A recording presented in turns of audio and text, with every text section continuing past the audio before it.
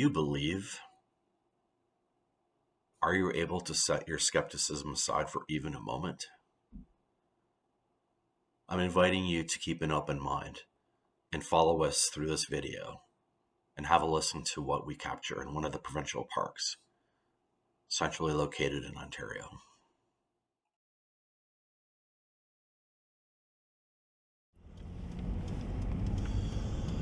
So tomorrow, if we're feeling okay, we're going to try to just go to another place really close by and go just look around a little bit. Well, finally we're getting ready to go out to the location. We're hoping to find a good spot in that area to put our campsite and also our decoy tent. We're really looking forward to it. We got a nice day and it should be a good evening.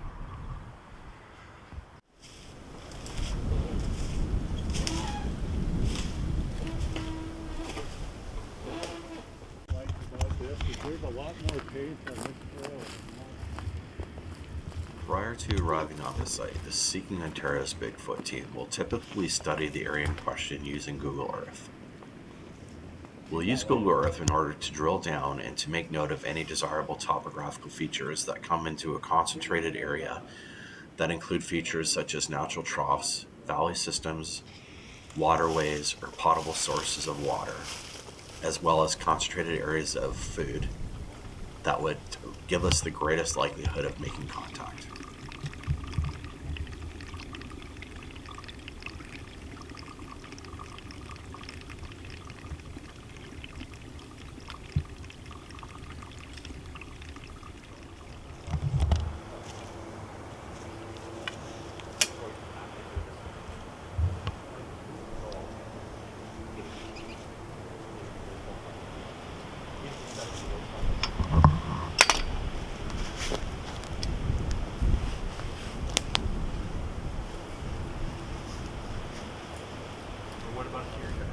So essentially what we've done or intend to do is set a decoy campsite about, call it 7,500 feet away from where we'll do the vigil behind a blind. And that decoy camp will be covered by two trail cameras set on time-lapse still, as well as the other on time-lapse video of that particular decoy camp. And when we get down there, I'll show the thinking behind the orientation, both the decoy tent, if you will, as well as the positioning of the two cameras.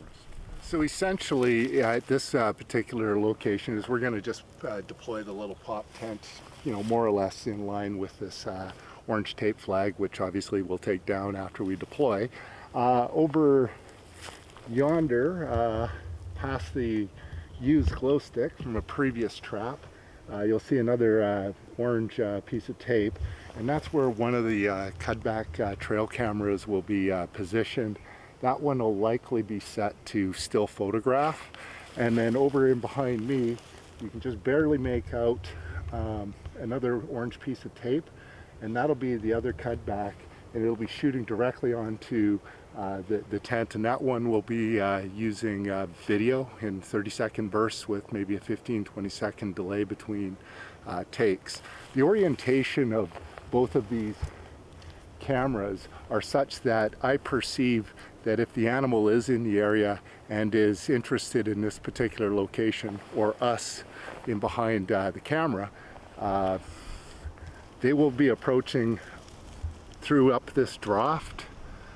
There's sort of like a ravine stream actually that runs through there, kind of wooded there, and or on the other side of this pine again, there's a ravine that comes up into the deciduous trees in behind, and then they can approach this way through the pine trees.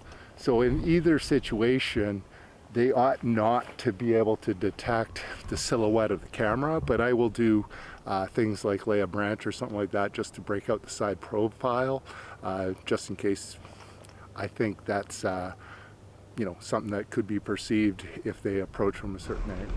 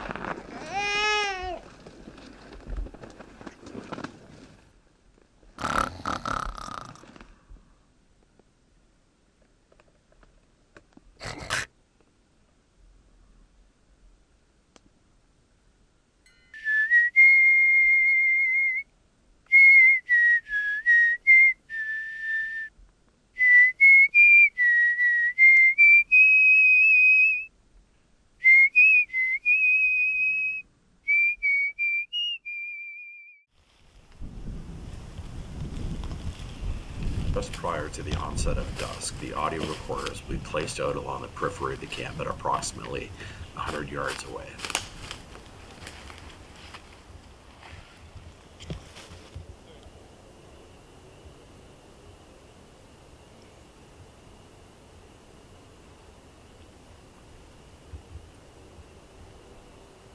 Say the adults. So we're here. We're going to, hunker down. Tell stories. From time to time, we'll do an odd wood knock, and perhaps later a call blast. But for the time being, essentially, the lures, which are apples and peanut butter, are in and around the perimeter to the rear of me, if you will, and we'll see what comes in from deeper from within the bush that we're on the edge of. Cool.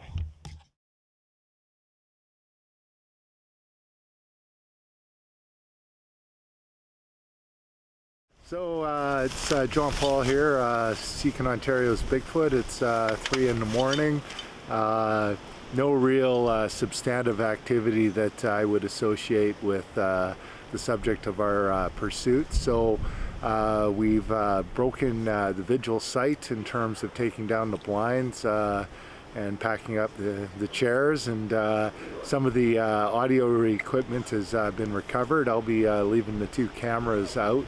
The decoy camp has been disassembled and stashed elsewhere for recovery in the morning, and so we're going to walk out the next call it 1.1 kilometers through the bush, and some of it's going to be interesting because it's high winds right now, and there's no shortage of deadfall or widowmakers, as I grew up to know them to be on the west coast of Canada. So blind material. That's it? Really? Yeah. That's all right. All right, we're good to go then.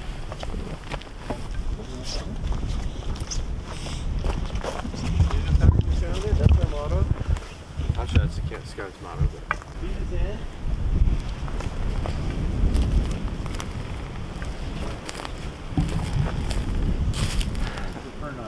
But... So? That's okay.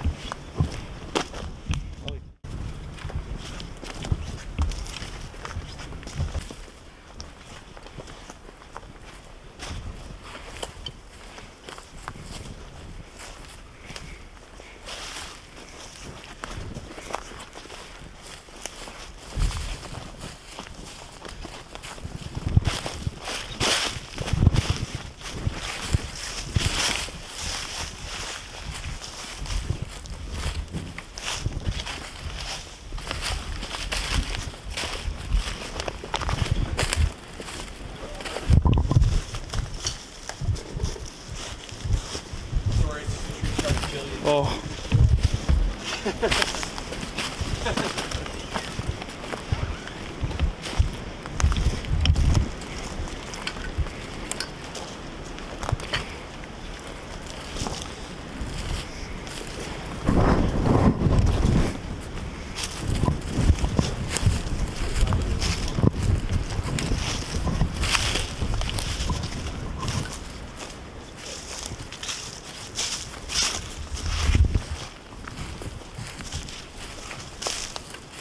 I'd like to thank the Academy. Thank you. No, I'm just kidding.